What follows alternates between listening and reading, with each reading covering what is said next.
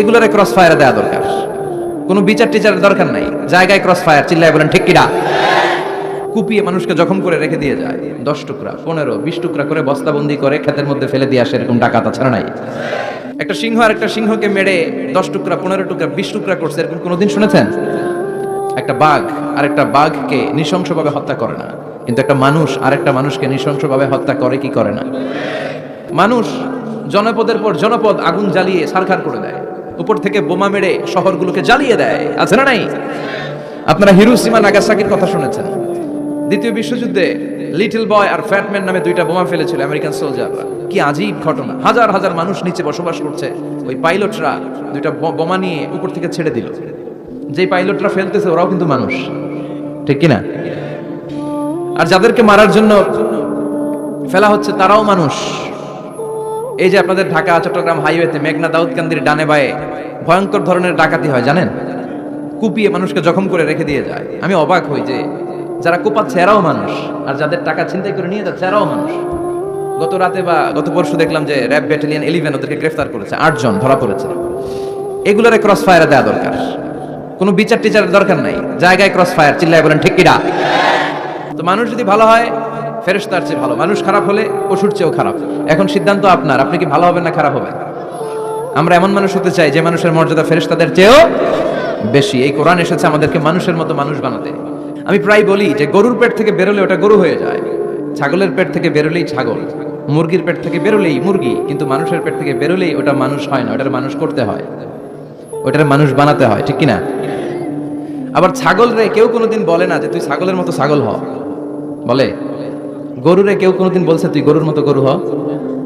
ছাগলের কেউ কোনোদিন বলে না তুই ছাগলের মতো ছাগল হ, কিন্তু মানুষকে বলা হয় তুই মানুষের মতো মানুষ হ, কারণ মানুষের মতো মানুষের বড় অভাব।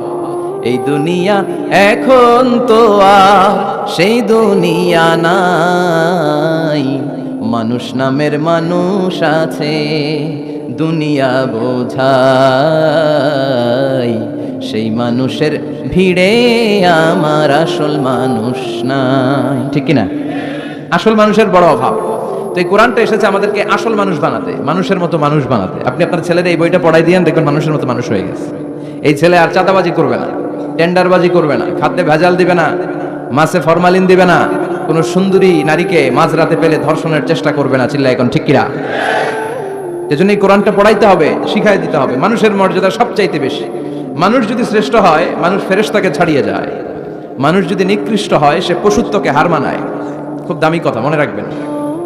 মেরাজ রজনীতে সাইয়েদনা জিবরাইল আলাইহিস সালাম তিনি সিদরাতুল মুনতাহায় এসে বললেন, ইয়া রাসূলুল্লাহ, অনেক দূর এসেছি, আর তো যেতে পারবো না, এর উপর 1 ইঞ্চি গেলে আমার 600 পাখাকে আগুন দিয়ে জ্বালিয়ে দিবে কে? এখান থেকে আপনি আপনার রবের সাথে মিটিং করার জন্য উপরে যান, সুবহানাল্লাহ পড়েন। তার মানে জিবরাইলের খেলা যেখানে শেষ, বিশ্বনবীর খেলা সেইখানে। তাহলে মানুষ যদি মানুষের মতো হয় সে ফেরেশতাকে ছাড়িয়ে যায়, আর মানুষ যদি খারাপ হয় সে পশুত্বকে হার মানায়। তো মানুষ যদি ভালো হয় ফেরেশতার চেয়ে ভালো, মানুষ খারাপ হলে পশুর চেয়েও খারাপ। এখন সিদ্ধান্ত আপনার, আপনি কি ভালো হবেন না খারাপ হবেন? আমরা এমন মানুষ হতে চাই যে মানুষের মর্যাদা ফেরেশতাদের চেয়েও বেশি। এই কোরআন এসেছে আমাদেরকে মানুষের মতো মানুষ বানাতে, কোরআন এসেছে আমাদেরকে জান্নাতি বানাতে। আমরা জান্নাতে যেতে চাই না? সবাই চান? আমরা আসলে সবাই জান্নাতে যেতে চাই, ঠিক কিনা? মালিক তুমি জান্নাতে, তোমার পাশে আমায় একটি ঘর বানিয়ে দিও, একটি ঘর বানিয়ে দিও সে বিভীষিকাময় মহাদিনে, তোমার প্রতিবেশী করে নিও।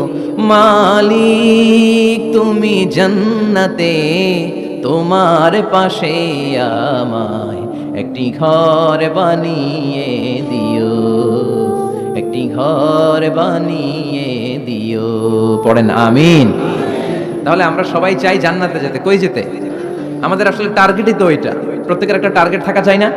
আমাদের টার্গেটই এই যে আল্লাহর সন্তুষ্টি অর্জনের মধ্য দিয়ে আমরা কই ঢুকতে চাই। আর জান্নাতে যারা ঢুকলো তারা সফল। এই ঘোষণাটা কার? চিল্লায় বলতে হবে কার? রব্বুল আলামিন বলেন, লা ইয়াস্তাওয়ি আসহাবুন নারি ওয়া আসহাবুল জান্নাতি, আসহাবুল জান্নাতি হুমুল ফাইজুন। সুবহানাল্লাহ।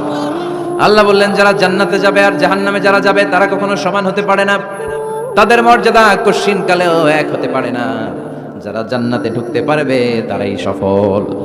ফামান যুহজিহা আনিন নারি ওয়া উদখিলাল জান্নাতা ফাকাদ ফাজ ওয়া মাল হায়াতুদ দুনিয়া ইল্লা মাতাউল গুরুর। আল্লাহ বললেন যারা জাহান্নাম থেকে মুক্তি পেল, জান্নাতের সার্টিফিকেট পেল, তারাই হলো সফল। ঠিক কি না?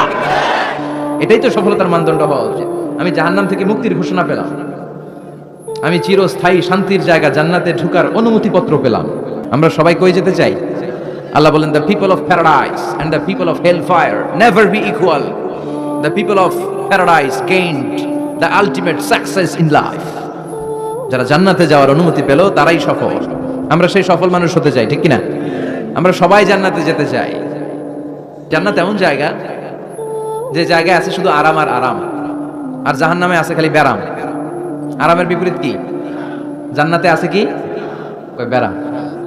জান্নাতে আছে কি? আর জাহান্নামে? আওয়াজ করে বলেন, জান্নাতে কি আছে?